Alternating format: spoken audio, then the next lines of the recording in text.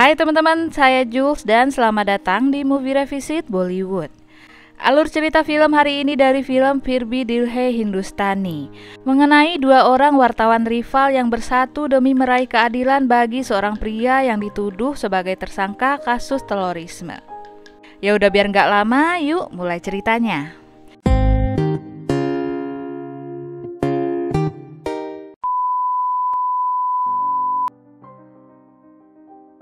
Ajay Bakshi adalah seorang reporter yang sukses dalam karirnya. Dia tampan, terkenal, cerdas, dan diandalkan oleh bosnya. Ajay bekerja di sebuah stasiun TV berita bernama KTV. Memanfaatkan popularitasnya, Ajay sering mengencani banyak wanita. Come on girls, kiss me, kiss me. KTV, will you marry me?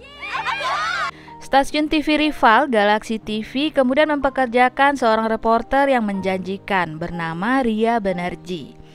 Misi Ria adalah untuk mengalahkan Ajay dan membawa Galaxy TV menjadi stasiun TV nomor 1. Suatu hari Ajay melakukan liputan pidato yang disampaikan oleh Menteri M.K. Sharma. Di sana untuk pertama kalinya dia bertemu dengan Ria. Pertemuan pertama itu membuatnya jatuh cinta. रिया जी बख्शी आ रहा है, मालूम है? देखना कितना हैंडसम लगता है, टीवी पर ही अच्छा लगता है। कल शाम को 5:30 बजे जाकर एम के शर्मा का इंटरव्यू ले लो। अच्छा? ये सारी दुनिया मेरे पीछे है, लेकिन मैं सिर्फ आपके पीछे हूँ। Ajay terus menggoda Ria meski Ria terus menolak. Sampai suatu saat ketika mereka sedang mengobrol, Ajay tiba-tiba sembunyi. Ternyata ada seorang wanita datang dan menanyakan Ajay kepada Ria. Ajay kemudian memberikan kode kepada Ria agar berbohong. Ria kemudian setuju dan mengatakan kepada wanita itu bahwa Ajay telah pergi. Namun sebelum wanita itu pergi, Ria menanyakan kenapa dia mencari Ajay. Ternyata wanita itu adalah mantan pacar Ajay yang ditinggalkan begitu saja oleh Ajay. Dia juga menceritakan kepada Ria bahwa Ajay memiliki sebuah buku yang berisi banyak nomor telepon wanita yang dia goda. Saat itu Ria melihat buku yang dimaksud dan membukanya. Dan dengan kamera tersembunyi di tasnya, Ria merekam semua nomor telepon di buku itu. Setelah wanita itu pergi, Ajay keluar dari persembunyian dan mengatakan bahwa wanita barusan itu gila dan selalu saja mengejarnya.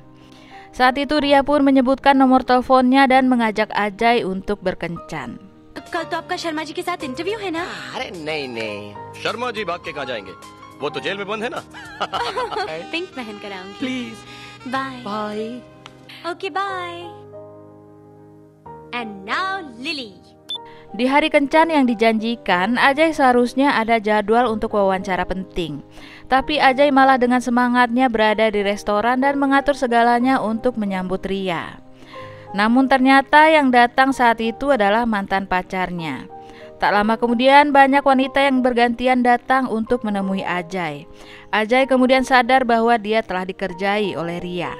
What a pleasant surprise. Surprise? Yeah. Come on Ajay, surprise तो तुमने दिया है।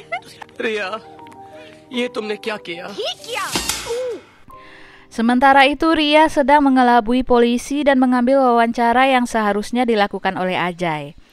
Narapidana politisi yang diliput Ria ternyata memiliki akses rahasia untuk sebuah ruangan yang lengkap dengan fasilitas mewah. Ria pun berhasil merekam semuanya dengan kamera rahasia di tasnya. Hal ini menaikkan rating Galaxy TV dan membuat nama Ria melambung tinggi. Di hari kampanye pemilihan menteri, kandidat menteri bernama Ramakan II sedang memberikan pidato.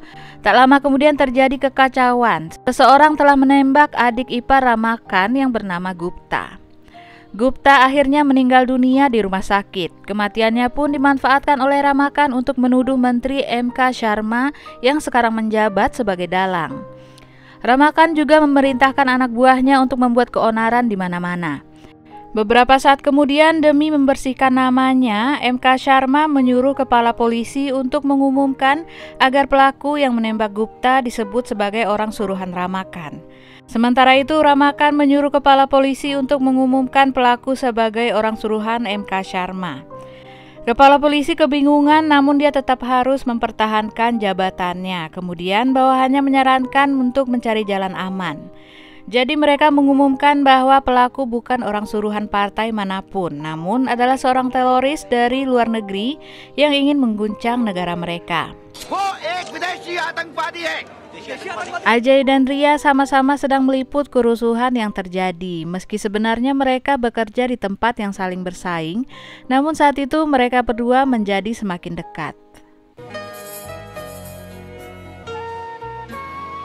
Mohan Joshi adalah orang yang telah menembak Gupta. Suatu malam saat dipindahkan ke suatu penjara, Mohan Joshi berhasil kabur dan bersembunyi di mobil Ajay. Ajay yang sedang bersama dengan Ria saat itu pun bertemu dengan Mohan Joshi. Saat itu Mohan Joshi menceritakan alasannya menembak Gupta. Diam-diam Ria merekam semuanya dengan kamera tersembunyi di tasnya. बिल्कुल तुम्हारी तरह मेरी बेटी थी कविता. Flashback ke kisah Mohan Joshi. Mohan Joshi sebenarnya adalah seorang pria yang baik. Saat itu dia memiliki seorang putri yang baru lulus dan akan melakukan interview kerja. Namanya Kavita. Karena hari itu hari libur, jadi interview dilakukan di kediaman Gupta dan Mohan Joshi dengan senang hati mengantar Kavita. Mohan Joshi menunggu di luar rumah Gupta saat Kavita masuk. Namun bukannya interview, Kavita malah diperkaos oleh Gupta. Setelah itu Kavita yang tak sadarkan diri dibuang di jalanan. Mohan Joshi yang menunggu lama kemudian bertanya ke penjaga rumah, namun dia diberitahu bahwa Kavita telah pergi. Kavita yang tak berdaya dan tergeletak di jalanan kemudian ditemukan dan dibawa ke rumah sakit. Namun karena trauma dan luka di tubuhnya, dia pun meninggal dunia. Mohan Joshi berusaha melaporkannya kepada polisi, tapi dia diabaikan begitu saja. Karena itulah dia memutuskan untuk membalaskan dendam dengan tangannya sendiri. Maganlal गुप्ता को मारकर मैंने अपनी बेटी को श्रद्धांजलि दी है. Setelah mengetahui cerita yang sebenarnya, Ajay dan Ria berencana untuk meminta bantuan bos mereka agar mau bekerja sama mengangkat berita mengenai Mohan Joshi. Dua stasiun TV besar yang bekerja sama tentu akan menguntungkan mereka. Seorang penjahat junior bernama Papu hampir dikeluarkan dari perkumpulan Paradon. Demi membuktikan bahwa dia juga pantas dan bisa berbuat jahat dan mengguncang seluruh India, dia berencana menculik Mohan Joshi. Sayangnya saat itu dia berhasil melakukannya. Ajay dan Ria pun membebaskan Mohan Joshi dengan mendatangi markas Papu dan berpura-pura menjadi wartawan dari Cina.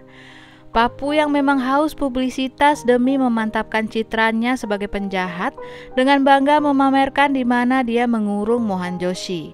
Setelah berhasil membawa Mohan Joshi kembali, Ajay dan Ria membawanya ke sebuah rumah milik keluarga Ajay.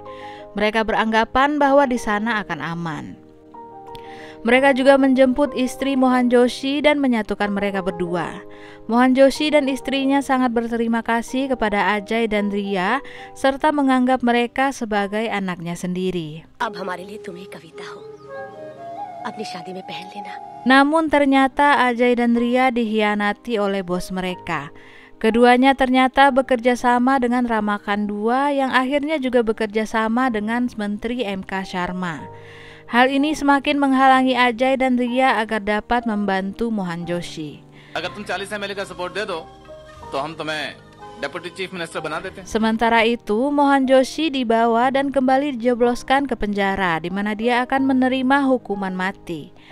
Sayangnya, rekaman saat Mohan Joshi bercerita mengenai kisahnya diambil oleh bos Ajay dan Ria. Ajay kemudian menemui Papu dan menawarkan kerjasama. Mereka merencanakan untuk mengambil kembali rekaman itu di rumah bos Ajay. Setelah berhasil mendapatkan rekaman itu, Ajay dan Ria segera ke stasiun televisi untuk menayangkan rekaman itu. Namun di hari itu pula hukuman Mohan Joshi akan segera dilaksanakan. Setelah rekaman itu disiarkan, Ajay mengumumkan bahwa dia akan pergi ke tempat eksekusi Mohan Joshi dan menghentikannya. Dia mengatakan bahwa dia membutuhkan dukungan dari masyarakat. Tepat saat itu polisi datang dan menangkap Ajay dan Ria. Saat itu seluruh masyarakat tergerak setelah menonton siaran Ajay. Tak peduli agama ataupun kasta, mereka dengan kesadaran sendiri turun ke jalan menuju tempat eksekusi Mohan Joshi. Saat sampai di tempat Ajay berada, mereka melihat keadaan Ajay dan Ria. Melihat ramainya masyarakat yang datang mendukung, Ajay menemukan kekuatan untuk bangun.